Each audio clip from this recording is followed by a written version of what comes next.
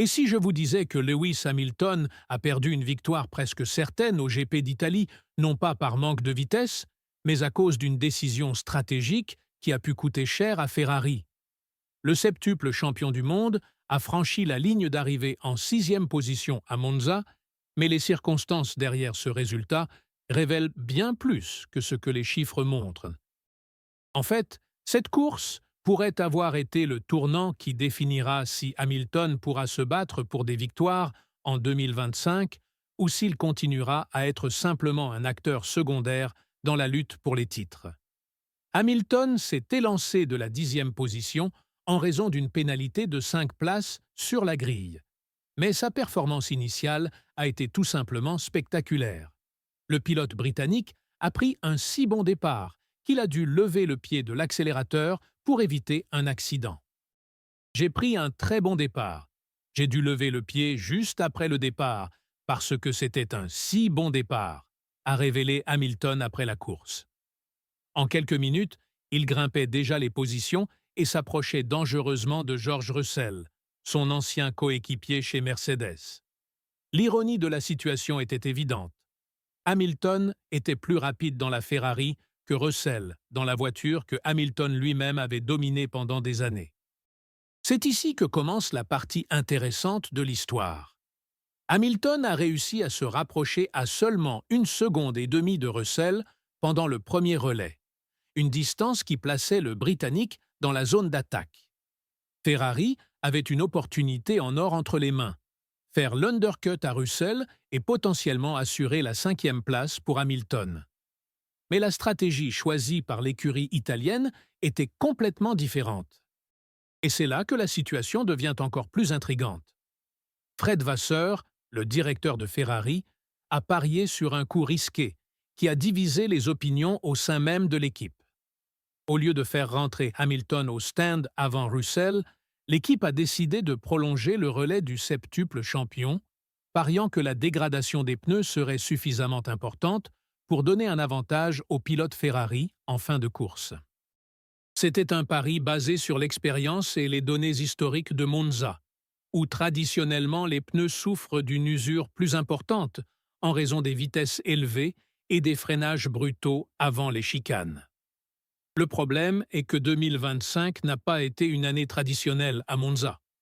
La dégradation des pneus a été étonnamment faible, ce qui a pris plusieurs équipes par surprise.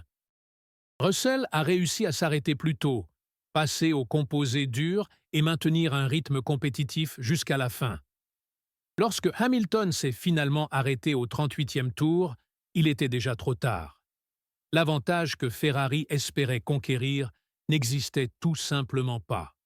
Ce qui aurait dû être un coup de maître s'est transformé en une leçon douloureuse sur la façon dont la Formule 1 moderne exige une adaptation constante.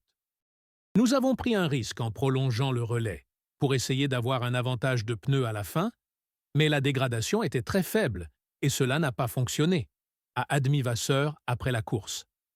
Le patron de Ferrari a reconnu qu'il aurait peut-être dû faire rentrer Hamilton au stand plus tôt, mais a défendu la décision comme étant la meilleure tentative pour dépasser Russell en piste. Cette admission, en soi, soulève déjà des questions sur le processus de prise de décision de l'équipe italienne.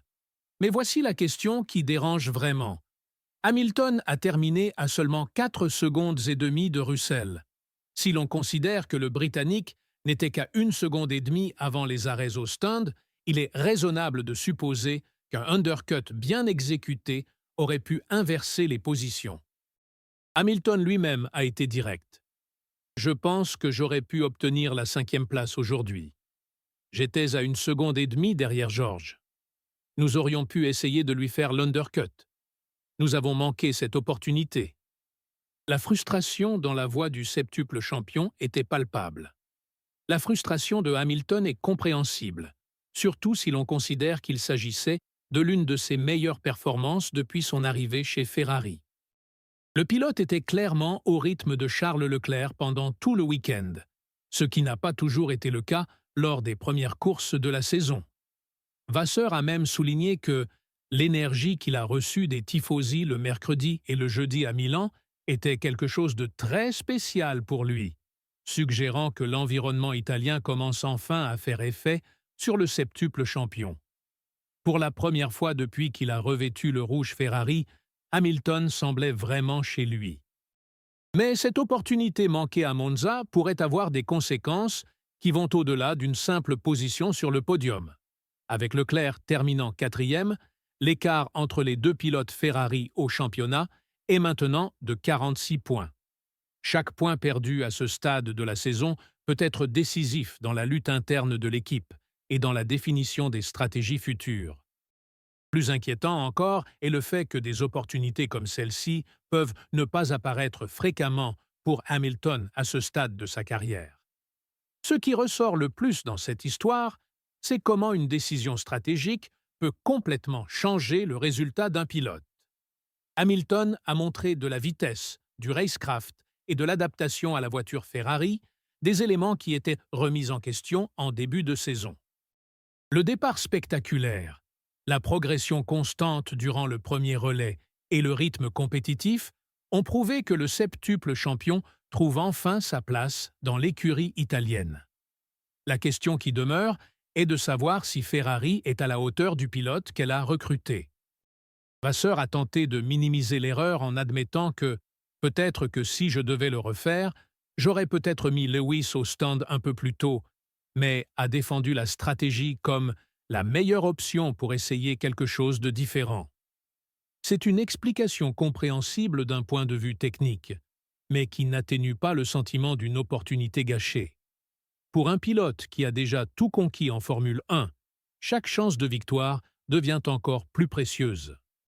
Le prochain défi sera le GP d'Azerbaïdjan, où Hamilton anticipe déjà qu'il commencera avec un désavantage, car il s'adapte à courir à Bakou avec Ferrari au lieu de Mercedes. Mais si la performance de Monza sert d'indicateur, le septuple champion est clairement sur une trajectoire ascendante. La question est de savoir si Ferrari sera capable de suivre cette évolution et de prendre les bonnes décisions quand cela compte. La grande question qui demeure est combien d'opportunités comme celle-ci Ferrari peut-elle se permettre de gaspiller? Hamilton n'est plus un jeune pilote qui peut attendre des années pour se battre pour des victoires. Chaque course, chaque stratégie, chaque décision au stand peut faire la différence entre obtenir des résultats significatifs ou regarder d'autres équipes mieux profiter de leur chance. Le temps n'attend personne, pas même un septuple champion du monde. Monza a montré que Hamilton a de la vitesse et que Ferrari a une voiture compétitive.